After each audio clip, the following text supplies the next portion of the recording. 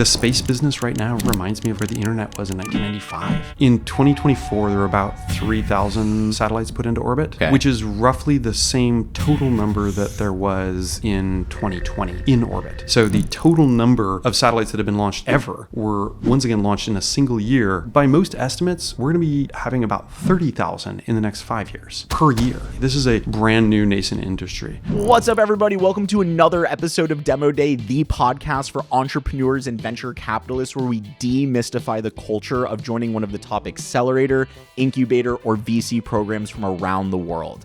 On today's episode, we'll be interviewing Gabriel Schlumberger, Managing Director at Techstars Space. Without further ado, let's get into Demo Day.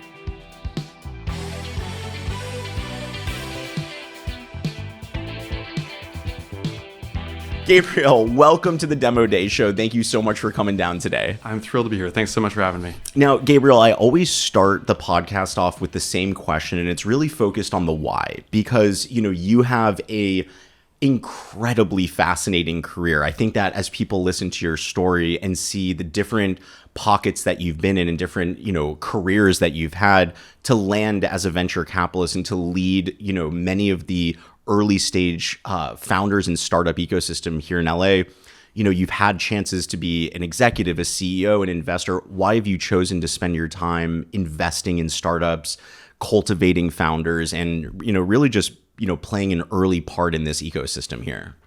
It's funny. I have no idea is the short answer. No, I think that any investor generally, and a lot of the things that people's careers make sense in reverse. And I think that the most salient characteristic I've seen amongst most investors is probably the same thing that I see amongst most founders, which is a pathological curiosity. Like, we're just really interested in, and we can fall in love and be fascinated with, insurance actuarial tables and launching things into space, and also like e-commerce for children's vitamins, and we get drawn into these really interesting little pockets and love finding out about these businesses. And that's sort of defined my career. It's been a sort of curiosity around the new and the innovative and what's going on, whether it was from animation way back in the day or apps when the iPad first came out, to working at Disney, and all the way through founding a glasses company. I think the biggest why has been just an ongoing fascination with the world and generalized curiosity. And when you think back to your upbringing and sort of like, the early days, elementary school, middle school, high school, were you always that sort of, curious person driven by curiosity? Was that something that kind of peaked its head once you started playing with technology and design and animation? Like, where did that come from? And maybe you could talk a little bit about what your early life was like growing up. I grew up in Northern California in Sonoma County in the 70s, which was, you throw a rock and you find a hippie commune. I didn't have TV till I was 10. We lived far enough outside of town that even if we had TV, the only thing you caught was maybe one UHF channel. So I spent to call it free range parenting, it really sort of understates the case. Really? It was a lot of like digging in the yard for worms or climbing trees or trying to build things out of some old bricks that I found behind the barn. We lived far enough away from any other kids that we weren't within walking distance of anyone else, any playmates other than my sisters. And we didn't have TV. So I think a lot of my curiosity was really just my mom getting frustrated, kicking me out the door and being like, come back in an hour. And as you started to kind of progress through, school, obviously didn't start watching TV till 10, but at some point, tech becomes part of the ecosystem, especially, living up in Northern California. What was, your sort of journey into college, and how did you decide, where to start after school? It's a really good question. If you don't have technology until you're 10, then it becomes the forbidden fruit, and you wildly overindulge once you do have access to it. So right around the same time we got a TV, we also got an Apple II Plus. My dad was a technophile, and I come from a sort of engineering technophile family in general. My dad was a pilot, and so a lot of the different elements of technology came it had held the dam. Once the dam broke, it wiped out several villages downstream. So I went deep into computers, and by the time I was in high school, I was, a terrible coder, but really fascinated. I think I had one of the early beta versions of Photoshop before it was actually released, and I would convince my parents to drive me down to the Mac user group meetups in Palo Alto from Santa Rosa, which in retrospect, thanks mom and dad, that was no small feat, to drive 2.5 hours down to Palo Alto so I could meet up with a bunch of other computer nerds. Did you always know where you wanted to go to college? Was college a big, was your family pushing you towards education? Were they kind of free range and you sort of made your own decision? How did you think about career growth? As you started to become of age to start working, what was your sort of thought process back then? I know that you have had amazing experiences with Pixar and with Walt Disney and with design and animation. And I'm sure these early Photoshop days carried a lot of weight as your growth, but how did you start to develop what you wanted to do? When I get older, I want to be blank. I'm still figuring that out, by the way. If you know, let me know. I do think that in no small measure, it was just I got exposed to a ton of different things. We would always get dragged off to museums. My parents at one point subscribed me to Architectural Digest because I was interested in being an architect or a designer, and so they were great about having a wide variety. It was always a smorgasbord of culture. It wasn't one single thing. We used to get dragged to the movies at the Rap House in Roanoke Park, and I saw Creature from the Black Lagoon and all sorts of crazy older movies growing up. And so I think that sort of carried forth into college. There was always a sort of a presumption that I was going to go to college, but I don't think my parents gave me a tremendous amount of guidance as to where or what I should study. I ended up at Dartmouth by happenstance, which for a kid who grew up in very hippie Northern California was kind of the perfect antidote.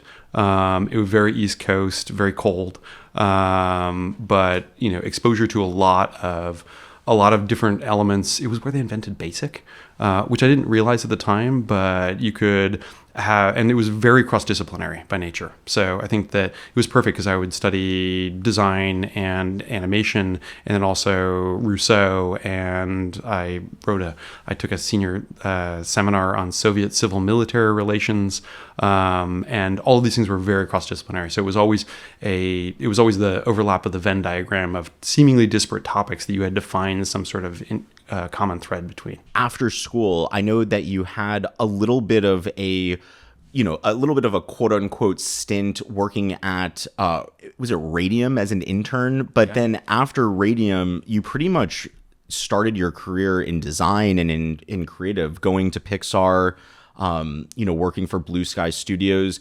Tell us a little bit about your early career and, how that shaped you as you became, a future CEO. I was one of the lucky generation that was very early on in computer graphics.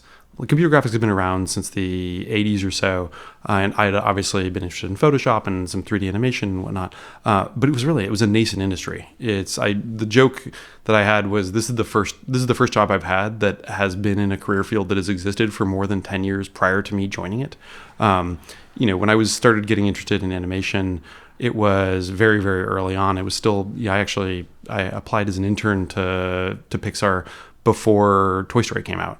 I think there were probably fewer than 1,000 people working in computer graphics at the time. I thought it was really interesting because it was really intersection between art and technology. Mm-hmm. That was and I felt like it was a new medium being invented. The rules hadn't been made up yet. And that was really what drew me to it. It's funny that you mentioned Radium. Very few people notice that in my career path. A huge debt of gratitude to those guys. Amazing creative artists. They had come up out of doing effects for TV and film, and it was just an incredible fast pace. I got exposed to so much stuff in 6-8 months, and they really took me under their wing. And I think they were impressed with my ability to hoist a table up 3 flights of stairs using a climbing rig, and so they offered me an internship and that was really an amazing stepping stone to getting the job at Pixar eventually. Now, I think when people think about Pixar, they think about Walt Disney. It's hard not to think of them as these huge companies, that they've been around now for decades and they're so mature. But could you tell us, like, what was it like in those early days? Did it feel like a startup? Did it feel like a bigger company at the time? Was there an energy in the air with these new films that were coming? Like, what was it like to be in the early days of Pixar and Disney, so to speak? I started at Pixar at a really interesting point of inflection. It was sort of the end of the beginning. It was the end of it being a startup. We were still an independent company, and I started in Point Richmond, California, which was a beautiful little town nestled snugly next to the Chevron oil refinery. And it still felt very much like a startup. There were around 225 people when I started. Okay. It was still, I started right after Toy Story 2 came out. And so they had a good track record. The future was relatively assured. They had IPO'd, but they were still betting the company on every film. And they were still independent. And I came in with a big upsurge in hiring. So I got hired. I worked on Monsters, Inc. I worked on Finding Nemo, The Incredibles, Cars. It was an amazing time to be at. But the company also grew from 200 people to 1,000 in that time. It became a very big company. We moved into our fancy new building in Point Richmond. Ours was the generation at Pixar where we were like, okay, we really can't fuck this up. Like, we have a good thing going. We have to really make incredible movies from here on out. We can't afford a bad movie. So it did have that sort of startup mentality, but maybe it was more sort of a post-Series B, like, okay, we think this is going to be a good thing, but there's still lots of landmines out there that we have to navigate around. Now, you, in your early career, I see that you were a layout artist, a technical director, you did some camera design work, but it was once you moved to Callaway Digital that you became a VP and had more of a managerial role and more of a leadership role. And, can you talk a little bit about that transition for you from being, kind of like, oh, I'm, working on all of this new tech to now I have to build a team around me? And, were there any learnings or takeaways that you had from that period of your life? I think that title inflation is the residual of going to smaller and smaller companies. But great quote. In no small measure, I'd always been drawn to the uninvented. And so the reason I loved working at Pixar was I felt like the language of 3D cinema hadn't been invented yet. And so that was a great place to really hone your craft and sort of help to build a new language for film when there aren't any constraints on where you can put the camera. It was a fascinating time. And then likewise, Blue Sky was, how do we do this, but like faster, quicker, better. And then really what drew me to Callaway was the iPhone came out.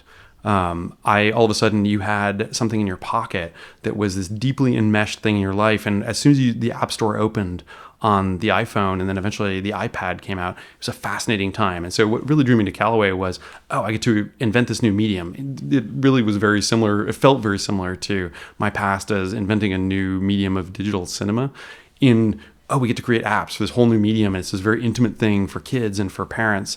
And it's a really intimate experience. And that really was what drew me into the startup at Callaway. Callaway had been a high-end children's book publisher for years. And they decided to burn the boats and really go all in on the iPad. And we not only didn't really have a rule book for what we were building, but also how we were building it. So it was a lot of, okay, I think this person does this. I think this person does this. Actually, we need this person to do this over here. And actually, it turns out that's not at all what we need to do. So it was a really very frothy time of trying to figure out how to build apps for a new medium. It was an awesome time. That's awesome. And now, moving from Callaway, you then moved to Disney, and that was, a nice chunk of your career. And at this point now, you've been at Pixar, you've worked across, different types of creative ecosystems. What was it like to be at Disney? How do you explain that time of your life to people that ask? Yeah, I'm the former pirate who joined the Navy. Yes, it was, and it was an interesting time. And it took some sort of cultural adaptation. At Pixar, we used to joke that Disney, while they were a great partner, that was where we outsourced our evil. Like, we could concentrate on just doing the movies because Disney was going to deal with all of the merchandising and the licensing and all of the other stuff. And then joining Disney, the pitch when I was brought into Disney by a great boss, Lyle Undercuffler, he pitched it as like, okay, it's going to be like a startup. this is a new thing. This is going to be the first apps team at Disney. We're going to get to do totally new things. We're also away from the mothership. We're in New York. It's going to be great. We're going to have all of the advantages of working at a big company, millions of dollars behind us, access to IP that's incredible. And then we're going to be able to do exactly what you're doing, inventing this new medium of apps for kids, but just on a much, much larger scale. You're going to get to play with scale. And it was a pretty tantalizing offer. About 7 months later, they moved us all to LA, and which was a blessing and a curse, being on campus and working very closely with the giant structures of TWDC, the Walt Disney Corporation. And in Burbank? It was in Burbank, Glendale, yeah. And ironically, which sort of presaged a little bit of my later career, I was on the GC3 campus, which was the old Lockheed Rocket Works. So I didn't realize at the time, but that sort of hinted at what I was going to be doing later on. And it was amazing. We had exactly that. It was like being an embedded. I got to do 3 embedded startups at Disney. So we got to build the apps team. I got to work on a Toys to Life project that was trying to turn toys into a new content medium. And then I got to do a transmedia learning brand using all of the Disney IP. And it was a fascinating time. Wow. And, working at Disney, at this point now, working with startups, is this when you started to kind of get the bug? Because at some point you have a transition from, working for these companies to then all of a sudden starting your own business. And, I believe you started, was it Fitz Frames, back in 2018. So after 5+ years at Disney, you decided to go and start your own business. Why glasses? Why frames? What curiosity brought you into that ecosystem? I do think that startup life and wanting to found a company is, you usually get infected with that pretty early. You usually see it pretty early on. I mean, my great-grandfather founded a company. My dad started a winery. Like, I had been around people who had started and ran their own companies. You get infected with that. And I had a few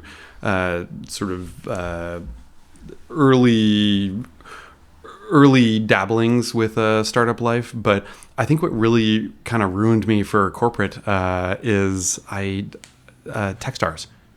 We brought Techstars into Disney to help run the Disney Accelerator.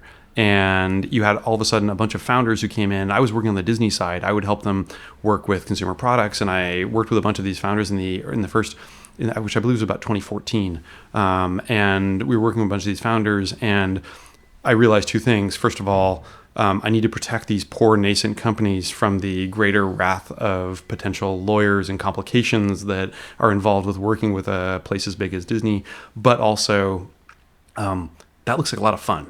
And I think that was a vector in the disease of the pathology of wanting to be a founder.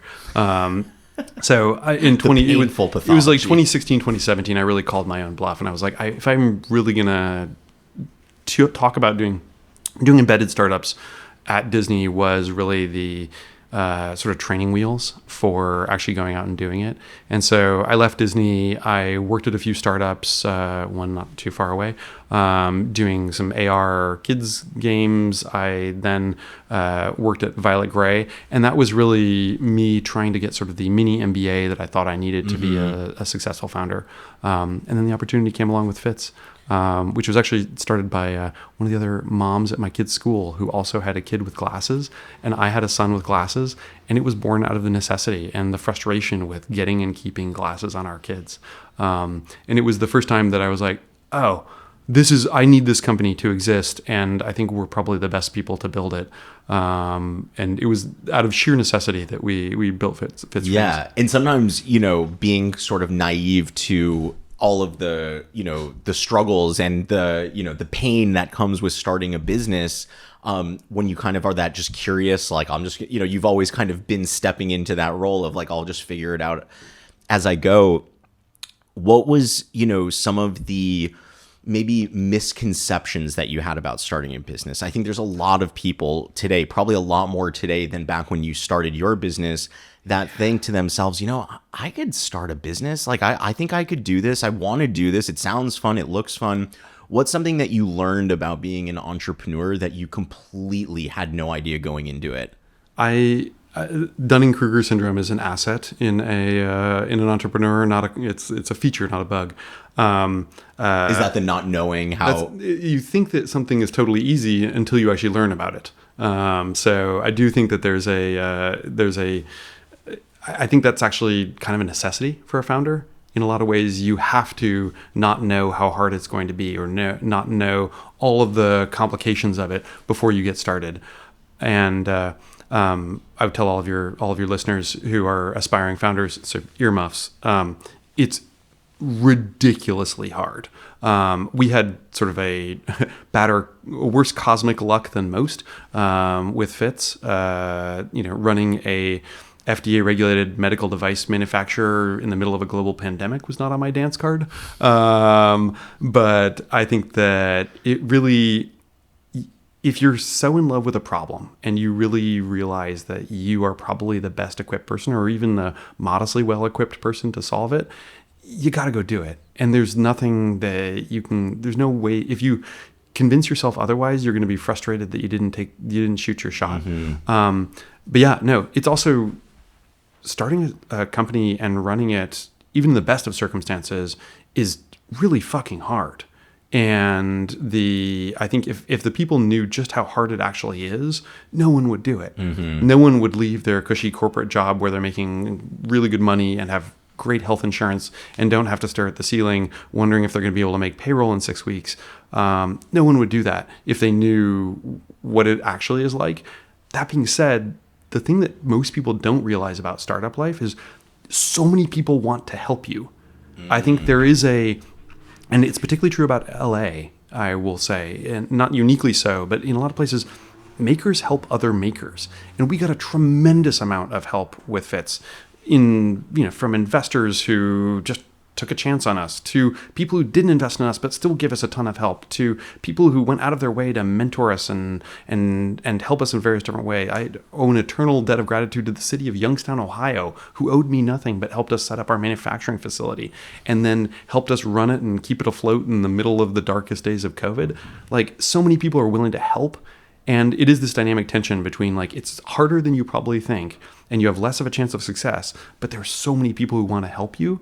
And that's really that's the joyous nexus of running, the joyous, horrible nexus of running a startup. When you think about asking for help, I think you and I both, having had a decade plus of experience, we've had the opportunity to see how wonderful that help is. Oh, wow. I, asked if I could get an intro to this person, they made it happen. Or this, old mentor is my very first customer. Or we've had that opportunity to go through it. But for some of the youth, right, that are just getting started, it's kind of, easy for you to say, Gabriel, just go ask for help, right? Like, everyone will just help you. And so how do you prepare, the Techstars, the new alum, how do you prepare the college student or the post-grad? Like, what's the best way to navigate so that people want to help you? Do you have advice for those that are sort of like, I don't even know where to start, who to ask, what to ask? What do you say to people to help getting them on that path to recognizing the help that's out there? I have some practical advice, which I'll save to the end, but part of why I think I both realized that, but also realized initially, it was something that Steve Jobs said at a quarter. They used to have one of the great things about Pixar, they'd have a quarterly meeting, executive team would get up there, they'd do a quick presentation about where we are as a company. It was all in circle of trust, so it was usually around, right before earnings calls. And then they would tell everybody how things were going. But then they'd let you ask questions for like 2 hours, the entire company. It was amazing. And at one point, I remember Steve Jobs telling this story. I don't even remember what question prompted this, but I remember Steve Jobs telling the story about, he called up Bill Hewlett. He lived down the street in Silicon Valley. From Hewlett Packard. It was like, hey, I'm Steve, and his name was in the phone book. He looked him up, and he was like, hey, I'm Steve Jobs. I'm 12. I'm interested in building a frequency counter. And I know you guys build those at Hewlett Packard. Do you have any spare parts that I could use to build my own frequency counter? And Bill Hewlett was probably taken aback, was like, yeah, sure, just come by my garage and I'll give you some spare parts. Gave him some spare parts, built a frequency counter, ended up interning at Hewlett Packard the next summer, and that sort of launched his career. And Steve's point in all this was, most people, like, they're willing to help you. You just need to ask. And 95% of people just don't ask. So if you can get over this sort of the nervousness and the social anxiety about asking for help, 95% of people will actually probably help you. A lot of what I do with my founders at Techstars or even before is getting them over that initial hump of asking for help and giving them some tools and some recommendations on how to ask. Because if you ask and you're nice, persistent, polite, but also, make it easy for other people to help, 95% of the time they'll do it. And it's amazing how much help you can get from people if you just ask. Techstars to me feels like a special group. I remember interviewing Anna Barber, and she talked about, the give first mentality. You know what I mean? And like, I think that there's a lot of help almost just baked into Techstars, the mentor program, the Hell Week, like all of it, I think is really amazing at helping to unlock people's limitations on what they thought, why would this person ever want to help me? Oh my gosh, I'm having mentor week. And like, they really are. For people that don't know what Techstars is, and I know that it's fairly, at this point, most people know it, but maybe you could describe what it was like when you were at Disney and it was the first time you saw the program. Like, how do you describe Techstars to others people? And maybe you could talk about how it's evolved over the years, because it certainly has had its own growth and its own changes. Can you tell people a little bit more about like what to expect when you go into a program like a Techstars? I've had the privilege of having sort of a front row seat. So Techstars started in Boulder in 2008. I think it was the first cohort. And it was relatively new. It was one of the first startup accelerators. And it was relatively new in 2014 and 2013 when Disney brought them in. And so but Techstars has something of a formulation that's been refined over time. It's changed and adapted, and it's different in some cities and some different foci. But ultimately, it's a pretty short 13-week program that is very much reliant on mentors who volunteer their time. So ever since that first class that I got involved with in 2014, I've actually been mentoring with Techstars ever since. And sometimes it was one company a year, sometimes it was 3 or 4, depending on, even when I was a founder. And in a lot of ways, I was like, what possible value could I bring as, why do they need advice from somebody who's never actually started a company? Turns out you have something you can give. Almost everybody has something that they can give, and they do espouse this give first mentality, but they kind of live it too. It is, I think, the recognition that karmically most founders, especially successful founders, owe lifetimes of debt to the universe to pay back all the goodwill that they had. So a lot of the mentors who come in, they're all volunteering their time. They don't get compensated at all for the time they spend with the companies during program, and they're sort of the apotheosis of the give first mentality. But you get to learn about a whole new industry. I loved mentoring for Techstars because I got to learn about the climate business. I got to learn about space. I got to learn about all these other. It satisfied my pathological curiosity, and also made you feel this consanguinity that you have, all makers are of the same blood, and you're all sharing this ethos together. It was incredibly rewarding. Techstars does, and I think that we infect the founders with that, to understand that there's a bunch of people out there who are willing to sit down and help you. So the second and third week of program, we do mentor week or mentor weeks, where we bring in a couple hundred mentors to meet with the companies. It is speed dating. It also helps the companies refine, talk about themselves. They're doing 20-minute sessions with each of these mentors talking about their company, and then they're picking their 7 to 12 who they want to work with over the course of the 13 weeks. And it's amazing because both it makes them realize there's just a ton of people out there who are willing to help. All of these people come with the pre-baked commitment that if you choose them, they're willing to commit to working 2, 3, 5 hours a week with you for at least the next 13 weeks. And I think that it pulls the scales back from the eyes of the founders and makes them realize, oh, there's a whole community of folks out here who are willing to help me with no expectation that they're going to get anything out of it other than just the joy of helping some other founder. There is something about, on the mentor side, about giving back, giving first, giving without expectation, doing it for the love of the sport or to pass the torch, whatever you want to say. But I would imagine whether it was intentional or not, there's other benefits to being a mentor as well, to be on the other side of the table. Now, for someone like myself, I could imagine, meeting with mentors and asking them about the business. And I'd like to think that I would be a good mentor. What is it like to be a mentor? What do they come with? A blanket of questions? Is it structured? Is it something that you as a mentor prep for? Maybe you could talk about what is it like when you're asked to be a mentor at Techstars, and maybe what are some of the pros and what are some of the cons that you've seen in it? So I would say that it definitely evolves over time as you yourself evolve over time in your experience. In a lot of cases, early on, I was a mentor because companies needed some advice. Okay, how do we crack Disney, or how do we get into the entertainment business? Or it was really, can you open up your Rolodex in a lot of ways? So the mentors, the things we tell them is you can't be compensated during program. You can't have a financial relationship. A lot of them are investors or angel investors themselves. They sometimes invest in the companies after program. Sometimes they come on as a board of advisors. I've seen mentors actually join the companies.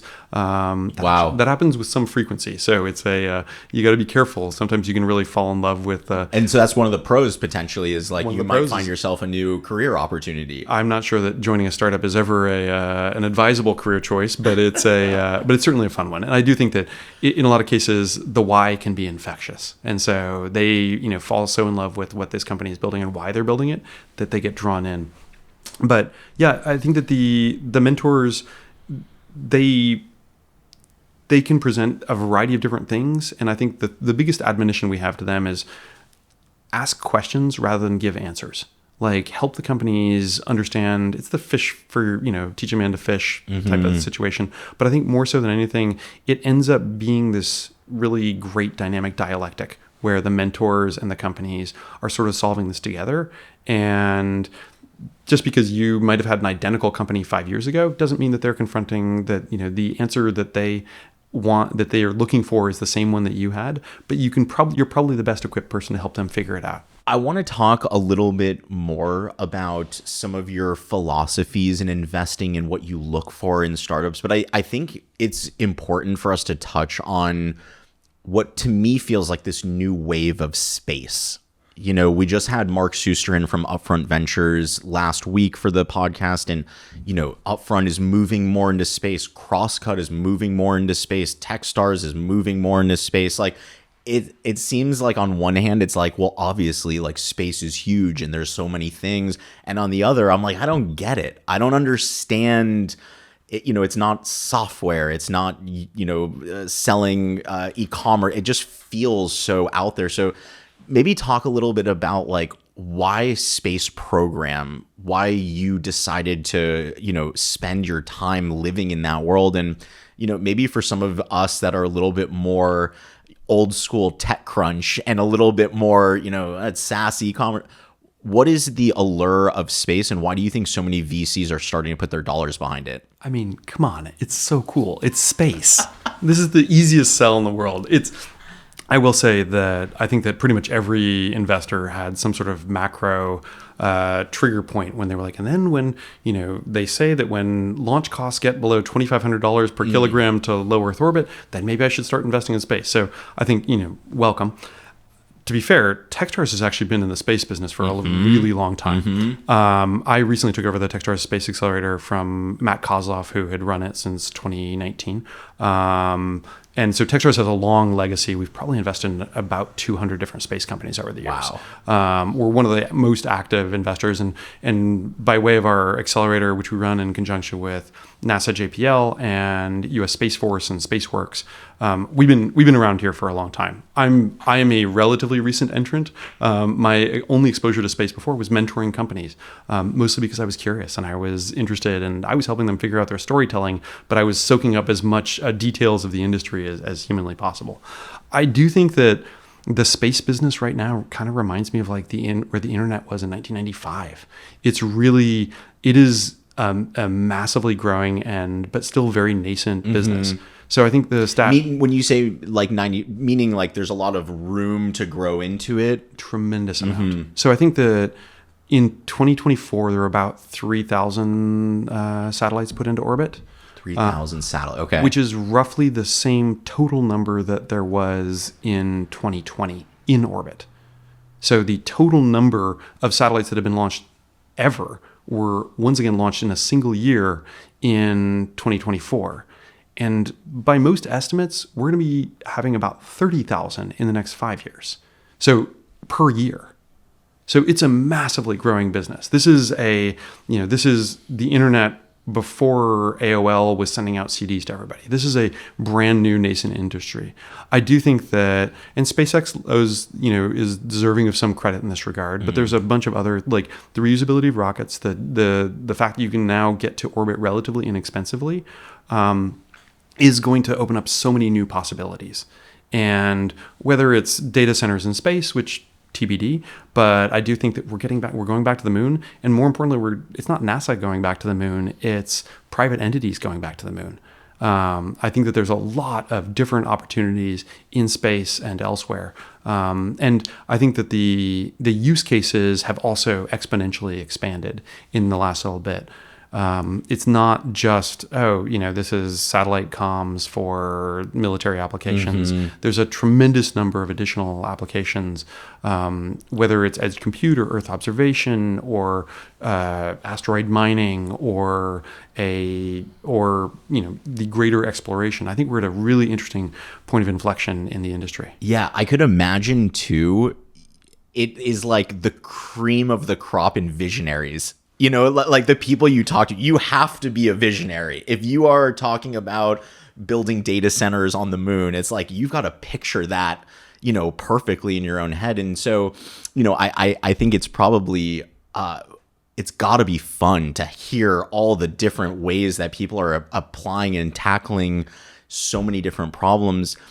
As you kind of drill into the top 1%, it doesn't have to necessarily be what Techstars invest in as a whole, because I know that you guys have a certain quantity. You're making a lot of bets across a lot of different businesses and different categories. But just personally, what do you look for when you have a cohort of applications and, you've had, your first meetings with several founders? What do you look for in the founders that you invest in, and what do you personally feel makes the best fit to live inside of the Techstars ecosystem? I will say, first of all, this is a kick in the pants job. It is so much fun. It is so neat, and exactly that, because you're exposed to people who are thinking so wildly outside of the box and coming up with amazing new ideas that I probably get gobsmacked 3 or 4 times a day by new companies like, oh, wow, never even thought of that. That's amazing. And oh my God. End of the day, I'm a picks and shovels guy. This might be having grown up in, Northern California with the residual ghosts. With the worms. Well, and with the ghosts of the gold rush. And I think, if you drive through Soma, it's Townsend, it's Brannon, it's all these folks who started companies that were servicing this new industry of the gold rush. So it was the folks who were selling the rail carts and the jeans and the pickaxes. And I sort of took the same approach to space. My personal investment thesis in space is, what are the enabling technologies that, if we're going to have these amazing things like data centers in space or lunar transit back and forth or high-speed comms between satellites or high-resolution optical Earth observation in near real time, what are the enabling technologies that you need to unlock those things? So I think that I'm not necessarily looking for the next SpaceX. Like, launch is, a hard thing, but it's ultimately a little bit of a solved thing. It's certainly a piece of the puzzle. But what are the little key pieces of a technology that, for us to unlock a whole new domain or a whole new market, would need to exist? And that's sort of my approach to space. Is where do I find those unlocks for additional, so I can build a whole new market that wasn't there before. Yeah. Now within the founder ecosystem, within that as an umbrella, and then you kind of like drill into the types of people that are running these businesses, what do you believe is the most underrated quality that you see in successful founders? What's a quality you see in some of like you're really most successful that you think is underrated, or that people don't necessarily, that might be a blind spot to others?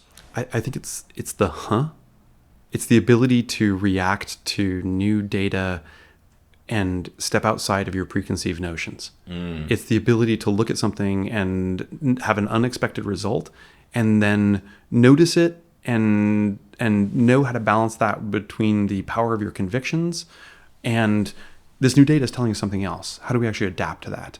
And so I think that you don't want somebody who's too wishy-washy, but you also don't want somebody who is too hidebound to their first preconceived notions. You want somebody a little bit in the middle. So it's somebody who treads that, who's interested enough to be able to say, like, they know enough to be dangerous, but they don't know so much that they are hidebound in the existing and the now. Yeah. So they can react to new data as it comes in. Anna Barber actually had a saying, I don't know if she came up with it or if it's part of the Techstars ethos, where she would say, strong convictions loosely held.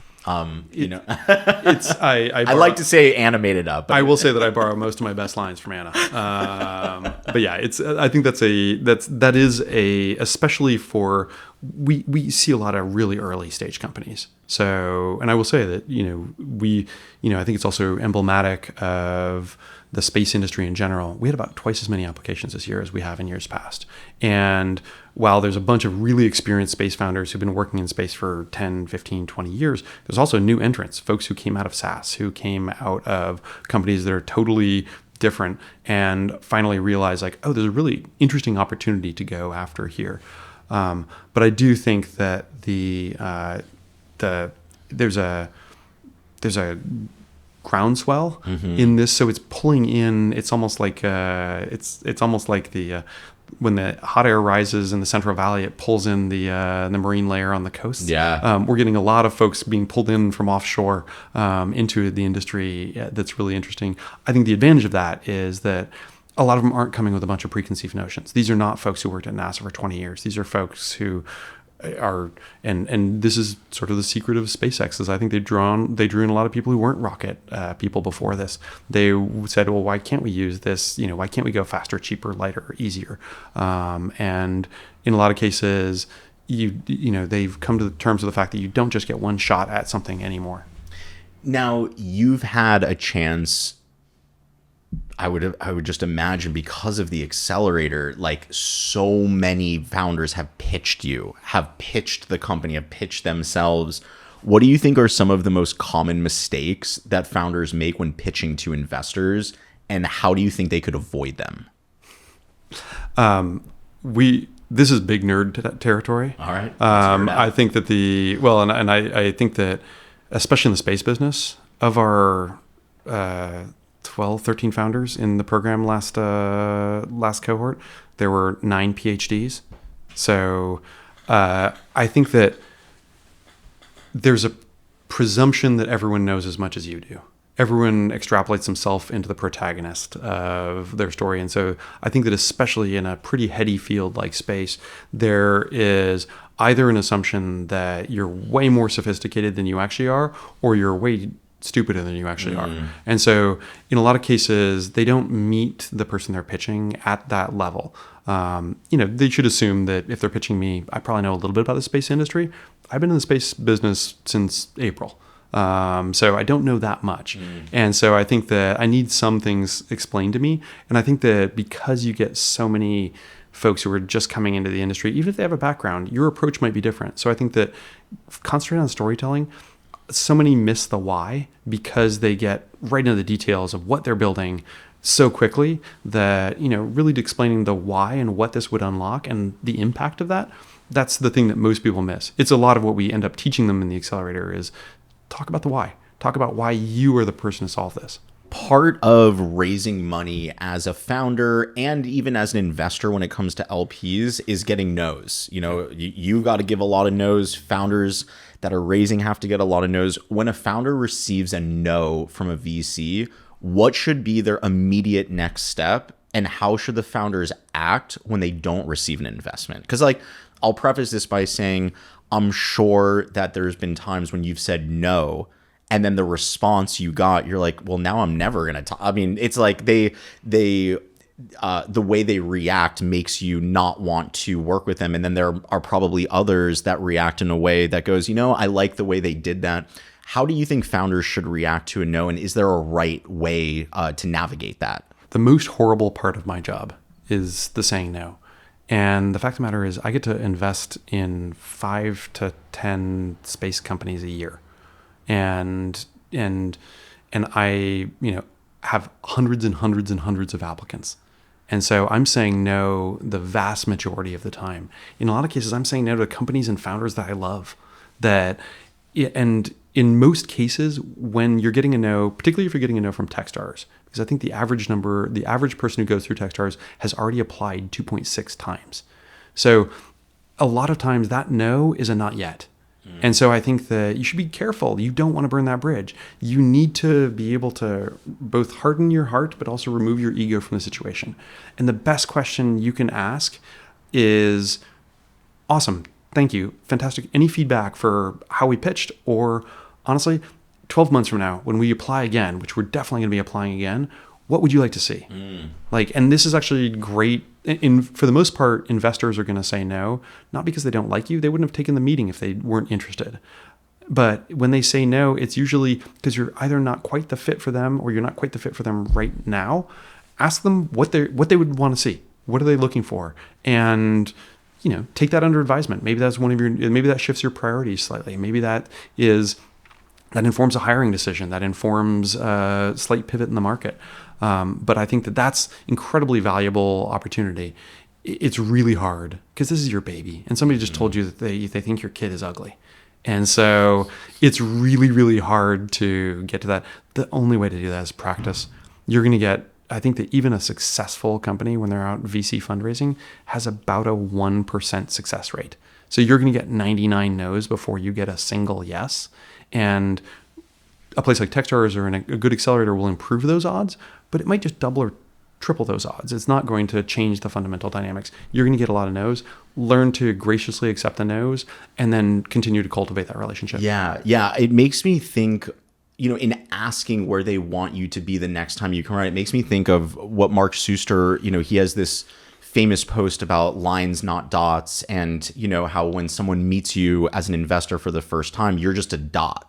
And that dot, they may say you're great, they may say you're terrible, but the next time they see you, there's another dot on the graph, and they want to see how those lines connect. And so by sort of meeting someone, getting feedback, and then using that next time to say, hey, remember I was here, now I'm up here, it can start to create a series of lines that builds more confidence or builds more, opportunity to get that investment. I unrepentantly borrow Mark's quote frequently. I actually have the addendum to that, which is not all lines are straight, and they're not all straight and up and to the right. And so in a lot of cases, what I look for and what I think most good investors are looking for is a degree of intellectual honesty. And so being able to say, hey, look, things are going amazing. You know what? We had a slight setback. And then they're going amazing again. That actually is very telling to an investor. That shows the resilience. And so I think that don't be afraid of the down dots. Don't only broadcast your good news. Have the confidence in yourself and what you're building to be able to talk about the things that are not going as great.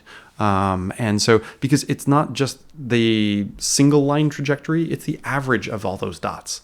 That's what they want to see. And having some down dots is actually hugely valuable. I haven't heard anyone say it like that before, but I could completely understand because there's going to be the hard times. And so being able to see how, founders battled their way through them and that they were able to eventually get to that higher dot, I think it's definitely something I haven't thought too much about, but it's really helpful. What advice do you have for founders who are building their early team? What is a blind spot that you believe many founders undervalue or miss altogether? And I'll preface this by saying, again, at Techstars, you're seeing the earliest of the early teams. And so you get to be a part of seeing how they put them together. And some founders work with their best friends, some work with their family, some work with random people. Like, you've had a chance to sort of see how the ingredients mesh together. So what advice do you have for founders when building their early team? Or what is a blind spot that you believe founders undervalue or miss altogether? It is probably the hardest thing, honestly, is building your team and and you can have the best relationship with your co-founder. You could have worked together for 20 years. All of a sudden you put yourself into the pressure cooker of a startup and things explode. And so there's some unknowns there. I would say that in general, it goes back to that intellectual honesty. It's knowing yourself and knowing what you're good at and knowing what a complete and high functioning team looks like and who you need to add to that. It's not always who you think it is. It's not always your best friend. It's sometimes, the best performing teams have a dynamic tension between the founders. I do think that fundamentally, though, you have to be in love with the same problem, or at least you have to be convinced of that problem is the one that you should be dedicating your life to. And so I think that that's the thing that people tend to underlook. There's a lot of times people are like, oh, they're really enthusiastic about working in a startup. Yeah, but this startup, like solving this problem, are they fundamentally dedicated to that? It is the biggest risk. And it's honestly the biggest risk that an early stage investor has. I would say that about 1 in 10 of our teams has a founder who leaves during program or they separate somehow. There are some famous cases at Techstars where there have been some founder breakups. Those founders have joined other companies within the cohort and then been wildly successful. We don't design it that way by any means, but it has happened. So I do think that if you've worked with somebody and worked with somebody well, that's a big point in your favor. That means that and especially or you've just been in trying situations with them. I think that there's as many combinations of things as there are people on Earth. We had a mother-son team in our last USC cohort. We had some best friends who'd known each other since second grade in the most recent space cohort. We had a team of folks who had worked together on the Breakthrough Starshot project, trying to get signals back from Alpha Centauri.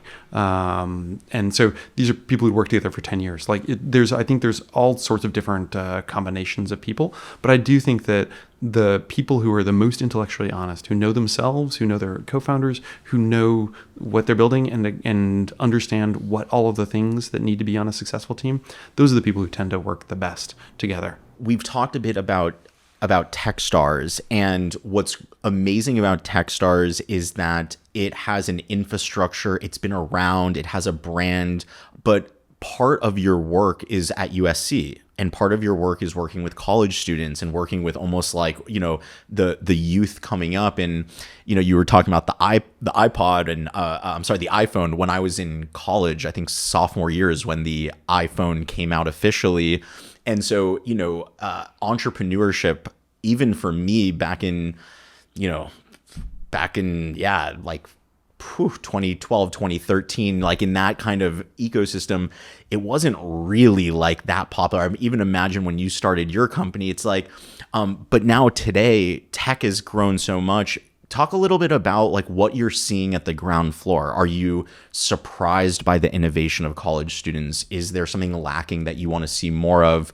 I would be curious to know like what's your experience been like, outside of Techstars specifically, but working more with the, 18, 19, 20-year-olds. USC is an amazing place, incredibly innovative, also huge, and has so many different facets that not only do I get to see sort of the ground floor in, just sort of college students in general and what are they thinking about, but across 15 different dimensions. So, in the biosciences, in healthcare, in cinema, in apps, it's really been and it's amazing. I don't know what they have in the water over there. Incredibly entrepreneurial place. Every single person wants to start a company at some point or another, including faculty and staff. The USC Accelerator is really interesting in that it's only open to folks who have at least one founding team member who has some sort of USC affiliation. So in a lot of cases, it's alums, it's faculty, it's staff, it's folks who work at Keck, it's folks who work at Children's Hospital, it's a lot of undergrads. The accelerator tends to be it's almost like postgraduate school, but we really lean hard into the greater ecosystem and community of folks who are starting. So the accelerator is the last of the programs we run with USC. We also run a Founders Catalyst, which is like a pre-accelerator program. And then we run Startup Weekend, which is sort of for the startup curious on campus. And I will say the thing that has shocked me is just the degree to which everybody has startup in their mindset. I think when I was coming up, it was the rare person who would go and start their own company. Most people in college were still aspiring to go work for finance, medical, legal, whatever. Or they were gonna go and work, for their dad's company. Or I think 40% of my graduating class in 1996 went into consulting. Which, what a 22-year-old has to consult about is still beyond me. But that's TikTok. Nowadays. But I do think that it's interesting how much starting your own company is on the radar of everybody, from a PhD in the biosciences all the way through to the influencer who just arrived.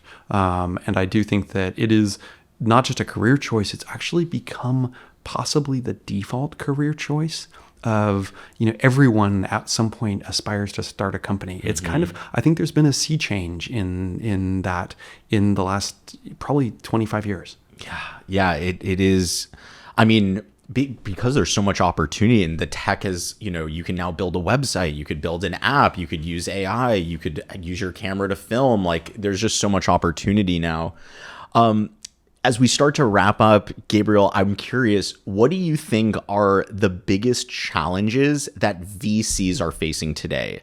And how can they overcome them? As you sit here looking at the landscape, seeing what's happening, and you start thinking 2 years out, 3 years out, 5 years out, what is needed to be a successful VC? And, are you seeing any challenges on the horizon that you're starting to think through? It's funny. I mean, I will say, with the giant caveat, that I've been a VC for, in big finger quotes, VC for 17 months now. I was a founder for and did startup-y stuff for 15 years before that. So I still think of things mostly through my founder hat and through my founder eyes. That's mostly how I see it. That's how I see when I'm interviewing folks for Techstars. I'm coming at this as a founder first, a VC second. I think the pace of change has changed radically in the last few years. And I think you hinted at a point earlier. In a lot of cases, the impediment to building a company might have been, I need a technical co-founder. Do you? You don't need more in a lot of cases. Or I need like a 5 or 6 person engineering staff. Yeah, you can probably get by with one person. And I do think that the markets are changing in the same way that AWS meant that everybody didn't need a rack, and that all of a sudden the iPhone meant that everybody had a computer in their pocket. I do think that the tools that are just starting to come to fruition with AI, and it means the pace of progress is changing so quickly. I think the biggest challenge for a VC, in no small measure, is there's almost perfect information, or in the next couple of years, we're going to have almost perfect information. Every VC is going to see every deal that's out there.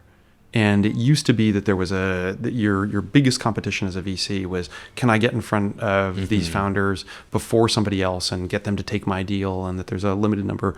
I actually think that with the advent of AI, and I can parse thousands of applications, not that I do use AI that much, but ultimately I think that the challenge for VCs is getting to the real core knowledge of what you do better than anybody else and what value you can bring beyond just a check.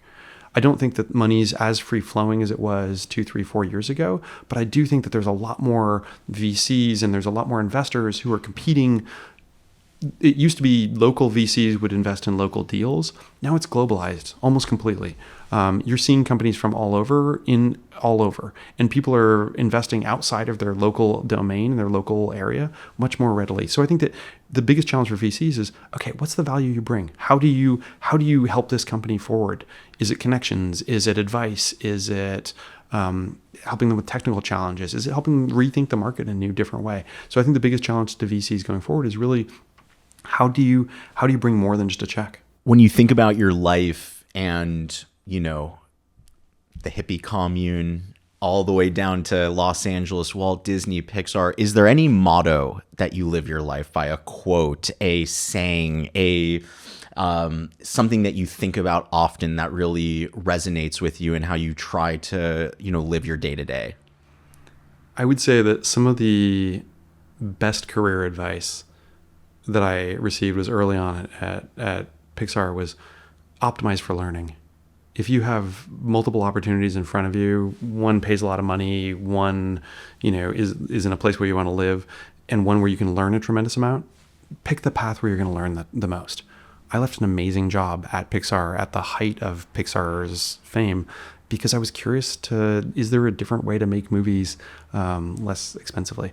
I left an industry that I had helped build in animation when the iPhone came out because I was curious about what's it going to be like having a computer in your pocket. I do think that if you optimize for learning and just stay curious, you do okay.